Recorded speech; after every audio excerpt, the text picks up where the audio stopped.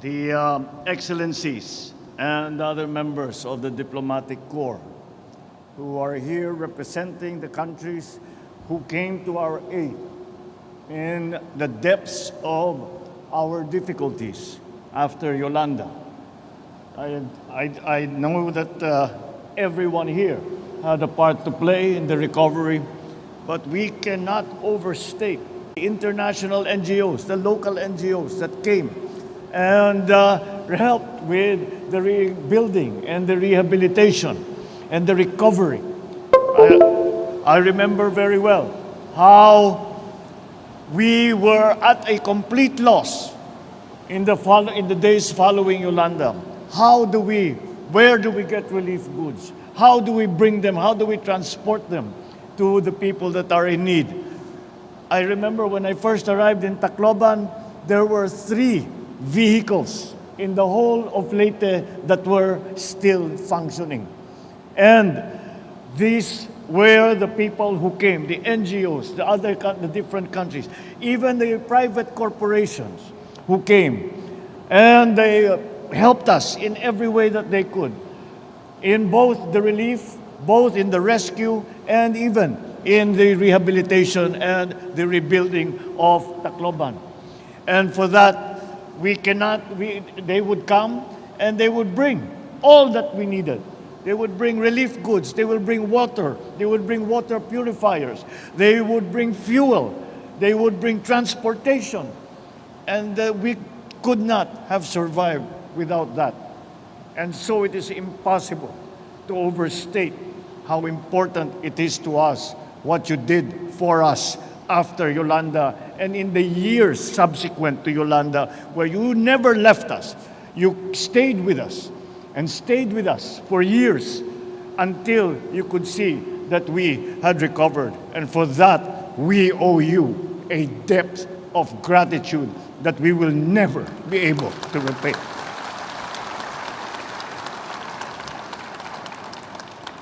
Also here is, we will introduce our now DNR Secretary, who was then with the Manila Observatory. She was, nauna po siya. They were the first to forecast how strong Yolanda was going to become. And we could not believe the figures that she was saying, that umabot ng 370-kilometer gusts. And up to now, we have not seen that kind of weather anywhere around the world. And that is why we have now recognized that this was the onset of the worst effects of climate change. Andito rin ngayon, Senator Francis Tolentino, kailangan po natin batiin dahil MMDA siya, Metro Manila Development Authority, napakalayo po. He was far away. But the first heavy equipment that arrived in Tacloban was the MMDA heavy equipment. Nanguna pa sila sa lahat ng ibang government agencies. Kaya't karapat-dapat na nandito siya, nakasama natin na tumutulong dito. Andito rin si then Secretary Mark Villar na pinagpatuloy nung panahon ng nakaraang administrasyon, nung siyang Secretary ng Department of Public Works, ay siya ay nagpatuloy ng reconstruction at ginawa niyang prioridad. Kaya't kami na tiga rito ay muling nagpapasalamat sa inyo. And of course,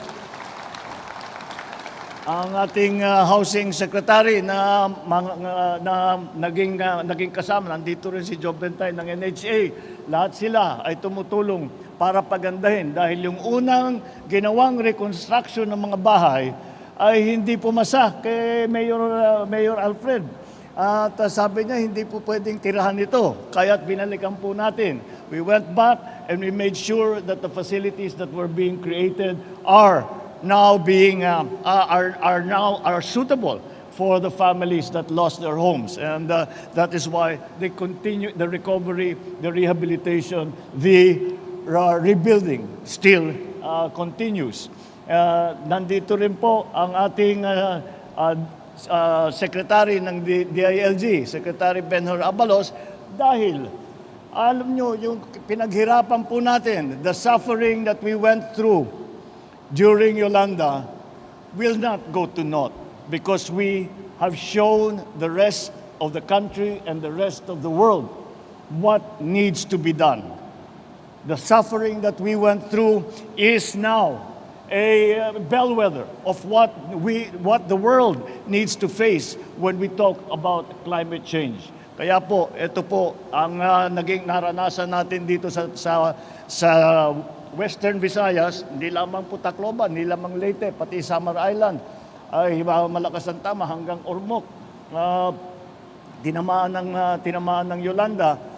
Lahat yan, kahirapan na dinaanan natin, marami tayong naituro sa buong Pilipinas at sa buong mundo para kaya natin harapin ang mga nagiging problema dahil nga sa ating climate change. At nung panahon na yon, si Speaker Romualdez ay majority floor leader pa lang, hindi pa siya speaker noon. At nandito kami, ako naiwan dito, senador ko noon, naiwan ako dito sa Tacloban, doon ako nakakamping doon sa bahay ni Congressman Martin.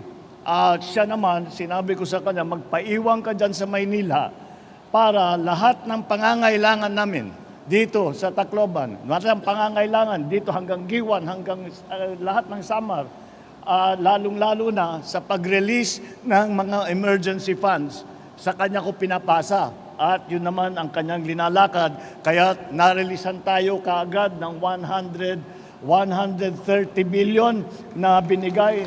Yun ang unang pumasok na pondo para makapagbigay tayo. Tapos nandyan po yung ating mga tumulong at nung medyo nasalba na natin lahat ng mga survivor at nakuha na natin, ay nandyan naman po yung ibang NGO nagsimula ng Cash for Work program para naman linisin na ang mga gusali, linisin na ang mga nagkalat. At ito po ay lahat ng ating mga kaibigan ay hindi na natin sinasabing kaibigan na lang, kung hindi ito po ay ating mga naging kapatid na dahil sa lalim ng pinagsamahan natin at hindi po tayo iniwanan hanggang nakita nila tapos na ang trabaho nila dito sa atin sa Western Visayas, sa Tacloban, sa Leyte. 10 years have gone by, and yet the memory of this tragedy remains indelible in our hearts and in our thoughts. The devastation we suffered included over 6,000 lives lost, over 28,000 injured, over 1,000 missing, and over 3 million families affected. And to this day, we still do not know the true scope of our loss, because we grieve and we mourn those of our dead. But we must always keep a special place in our hearts for those who we lost, who are uncounted, who are unrecorded. So that up to now, we say 6,000 casualties. We do not know that for sure. We are certain that there were more, but for whatever reason, their deaths have not been recorded. So even if that is the case, let them not be unremembered. So when we grieve and when we mourn for our dead, keep a special place in your heart for those who have not been known to have gone. But we know in our hearts, we know the loss that we feel. Let us always pray for them. To the survivors who continue to move forward, we salute your indomitable spirit and character. As we commemorate this 10th year of Yolanda, let us continue to offer our prayers for our dearly departed, even as we find our own path towards peace, towards healing, towards recovery. And who could ever forget the extraordinary outpouring of love, of help, and compassion that came from all over the country and from all over the world. The aid that came from all directions, the volunteerism, the heroism that overflowed in the affected areas, specifically in the rehabilitation of Tacloban.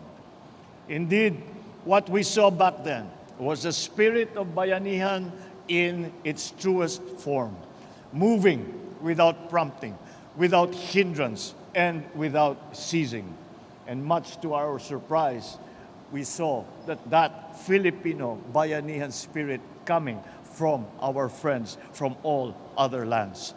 So to all the national leaders, all the local leaders, then and now, the private sector, the international, local organizations, volunteers, donors, accept our eternal gratitude. But the work is not done.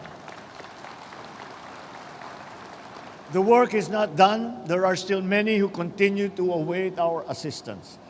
So we have engaged the Department of Human Settlements and Urban Development and the National Housing Authority to accelerate the provision of housing units and land titles to our beneficiaries. And I also urge the Yolanda response clusters to work closely with concerned local governments to address the lingering issues of the different affected communities.